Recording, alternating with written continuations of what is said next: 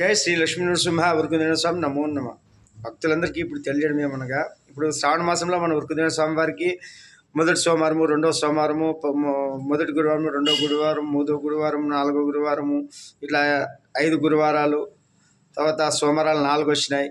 మనం ఈరోజే పోవాలా, మన పెద్దలు ఇది ఇప్పుడే తీసుకుపోయినారు, ఇట్లేటప్పుడే పోవాలనేది ఇడిచిపెట్టి నెల రోజులు నిండుగా స్వామివారు మన కోసము వీరభద్ర వరకుదిన స్వామివారు నిండు ఉంటారు. గుళ్ళో సోమవారమైన పూజ ఎక్కుతుంది, మంగళవారమైన పూజ ఎక్కుతుంది, బుధవారం, గురువారం, శుక్రవారం, శనివారం, ఆదివారం ఏ రోజైనా పూజ ఎక్కుతుందన్న. మీరు అటువంటి సందేహాలు అవసరం లేకుండా మనసుగా ప్రశాంతంగా దర్శనం అయిపోయి తల్లి పిల్లలు బాగా ప్రశాంతంగా దర్శనాలు చేసుకొని ఏ ఇబ్బందులు లేకుండా ఉండాలంటే ఏ రోజైనా ఈ 7 రోజుల్లో ఎప్పుడైనా పోయి మనం ఎడలు ఇచ్చేవాళ్ళు ఎడలు ఇవ్వచ్చు, దర్శనం చేసుకునే వాళ్ళు, టెంకాయలు కొట్టుకునే వాళ్ళు అందరూ ఏ రోజైనా పోవచ్చినా ఈ నెల రోజులు మనకు శ్రేష్టమే.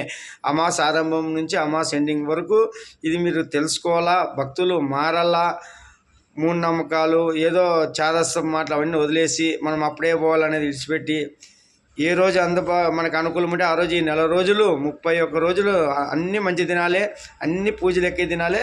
ఇది గ్రహించగలరు. మళ్ళీ ఇంకొకసారి కూడా ఈ వీడియో ఎందుకు పెట్టినంటే, ఇప్పుడు అందరూ కొంతమంది ఈ రోజే పోవాలి ఆ రోజు అనేది డిసైడ్ చేసుకోకుండా మరసంగా స్వామివారిని దర్శించుకొని తల్లి పిల్లలతో క్షేమంగా స్వామివారిని దర్శనం చేసుకొని బాగా స్వామివారి ఆశీస్సులు పొంది మళ్ళీ వచ్చే సంవత్సరం కూడా స్వామి ఇట్లే మమ్మల్ని అందరినీ చల్లగా కాపాడుతూ మళ్ళీ పునర్దర్శనం కల్పించాలని వేడుకోండి.